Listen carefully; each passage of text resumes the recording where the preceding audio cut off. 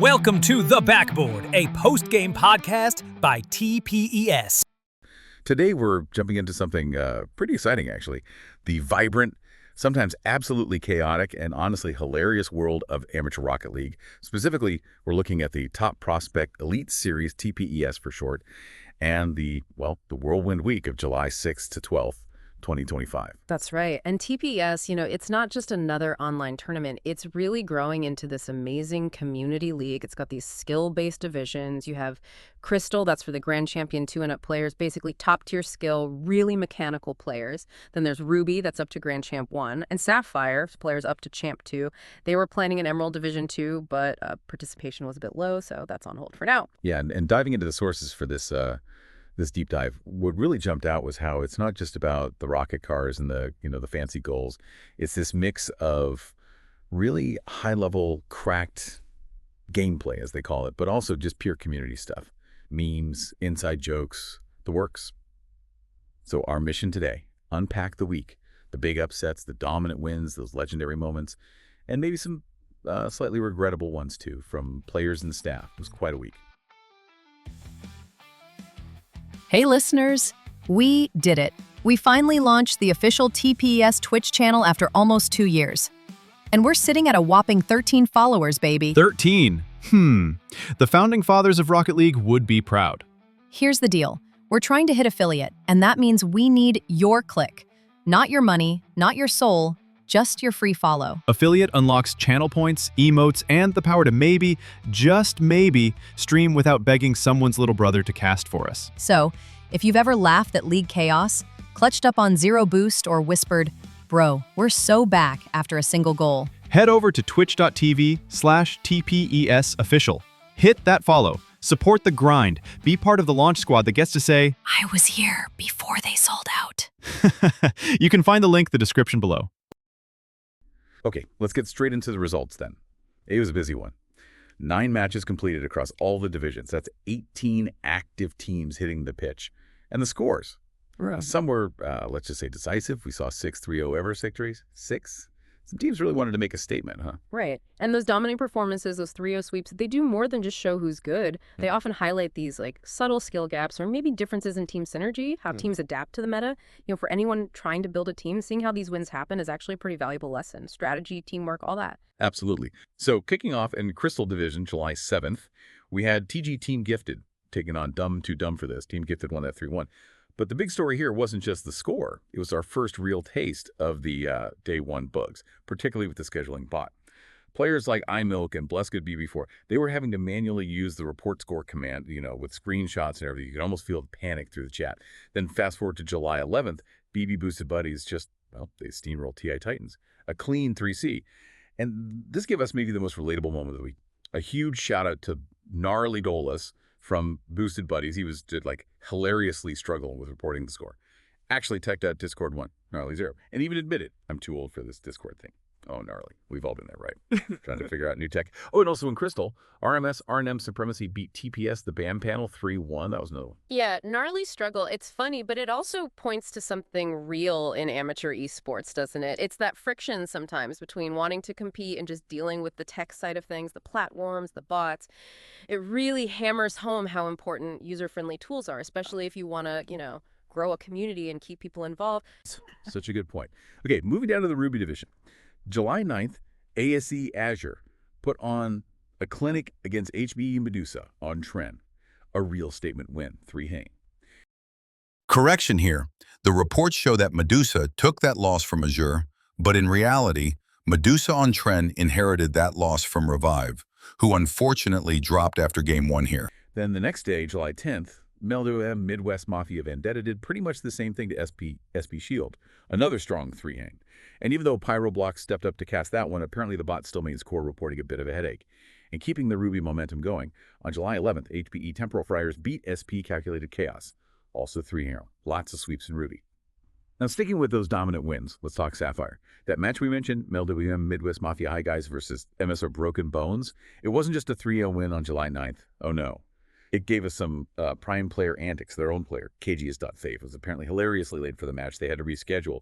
And his jokes about it were just perfect. Things like, I messed it up, chat, and groaning chat I sold with like a million crying emojis. And my favorite, I didn't even know we were on stream, Bill, followed by the crying face and praying hands. You can just picture the facepalm. And then he had his teammate, Corrido95, jumping in with the banter. And KGS.Safe joked about hitting some insane mechanical play like a double flip reset mussy double. Corrado just shut it down, said something like, I can confirm he is nowhere near mechanical for that ease. Brutal, but funny. Corrado also apparently has this like ongoing, unrequited crush on SwankyBot, the league's custom bot, which is just adorable. But okay, here's the real drama, the part people were buzzing about. This match, High Guys versus Broken Bones, it was streamed live. Main TPES Twitch channel. I clicked channel and casting. Sounds great, right? Wrong. The VOD wasn't saved. The recording, gone. Oh no, why not? Apparently, Swanky Biscuits 3, the admin just didn't turn on VODs fast enough. Simple as that. And the players were, understandably, pretty bummed about losing the footage of their dramatic win. A legendary moment lost to the void. Also in Sapphire, just to round it out, SP StickyPipe had a dominant 3-0 over INF infamous Thieves Tempest on July 11th. But hey, it wasn't all sweeps. We did have one match that went the distance, a real nail-biter. July 11th, again, it was a Dynasty Civil War. DYN Dynasty Demons versus DYN Dynasty Worms. The Demons just barely scraped by, winning 3-2. Super intense finish. From your perspective, what usually makes a difference in those super close games? Oh, yeah, those 3-2s are just electric, aren't they? They often come down to tiny things, like a single missed boost, a perfectly timed bump play, maybe even just one moment of hesitation on defense. They really show off competitive balance. And honestly, they generate the most buzz in the community. These are the games people talk about later, the ones that build those rivalries. It shows that even early on, every single game counts. It's a different kind of skill display than a 3-0. It's all about that clutch factor, performing under pressure. For sure. And the energy was high. Arm Destroyer was streaming for the Demons, Isijo for the Worms, both on their own channels. And apparently they were just spamming bacons on top in the chat. You just got to love that kind of team spirit, even when they're playing each other.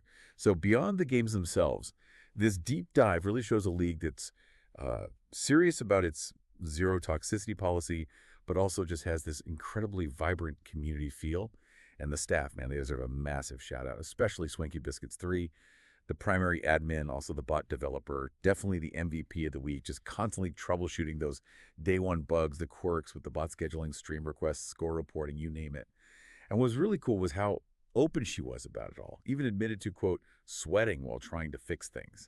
How important do you think that kind of transparency is compared to, like, keeping issues behind the curtain? How does that shape trust? Oh, it's huge. That level of transparency, it's pretty rare, actually. And what's fascinating is how being open about the bot problems, like she even mentioned using Crisp software to record meetings to help fix bugs, it doesn't seem to create frustration. It actually strengthens the community because it's a beta season, right? Admitting things aren't perfect and involving everyone turns potential complaints into, like, a shared project. It's something those bigger, super polished leagues sometimes miss out on. It builds this unique camaraderie. Everyone's learning and adapting together. It's just way more engaging than some perfect, sterile environment. It really is. And that openness kind of paved the way for some fun, too. Like Ikola Challen, playfully blaming SwankyBot for everything. Posting things like Adlon SwankyBot break or rules unclear, pressed all buttons and crashed my car. And the classic, it's her fault somehow, just kept things light, even with the tech hiccups. And speaking of development, Swanky Biscuits 3 also rolled out the live roster viewer. That was a community request, apparently. Helps with scouting and maybe, just maybe, keeping an eye out for potential smurfing, you know? Highest skill players on low-ranked accounts. And amidst all the chaos, we saw loads of good sportsmanship. Lots of GG's good games in the chat after matches. Community support was strong, too. Like I Am Elizabeth, who's a caster and manager. She had to cancel a stream because she was sick, stomach bug or something. But she didn't just bail. She arranged for Little Royal 992 to step in and cast as a community caster. That's dedication. And apparently Elizabeth isn't even Twitch affiliated. She just does it purely for the love of the game, which is pretty cool. But, you know, it wasn't all smooth sailing on the team front either. We saw some of the pressures of amateur leagues. The Revive team, they had to drop out of the Ruby division. Reason. A teammate just didn't want to play anymore. Happens. Which led to this awkward announcement for an open spot, where the new team would have to inherit a week 1 loss. Kind of a rough welcome gift. Ouch. Yeah, that's tough. And then we also saw Verwick, another admin, mentioning feeling some burnout, maybe ghosting the admin chat a bit. But the response was immediate understanding and support from the rest of the team, telling him to take the time he needed. speaks volumes about the culture, I think. Okay, and finally, we got to touch on some of the just plain funny community moments, the banter that makes TPES. You had Red Nova Ultimate, aka Pickle, the self-proclaimed resident server overlord, joking about banning RMS. Why? Because RMS beat the admins team in their crystal match, including Swanky Biscuits 3, Red Nova Ultimate, and Verwick. Love the petty admin jokes. Classic. Totally. Then there was the Eternal Jinx on this epic ongoing quest just to get the P capitalized in the player role on Discord. The little things matter. Oh, and Corrado95 asking the question we've all thought about, some buggy tech. Is your bot breaking Discord? Lol. And it's just the sheer hype around Team Skyline being undefeated. It's accompanied by some truly wild analogies. It's just this unique blend of serious competition and absolute silliness. So, yeah, what a week. It really felt like a snapshot of everything TPES is about. You had the intense matches, the laugh-out-loud moments, the tech struggles, but overall, this really resilient and adaptable community spirit shining through.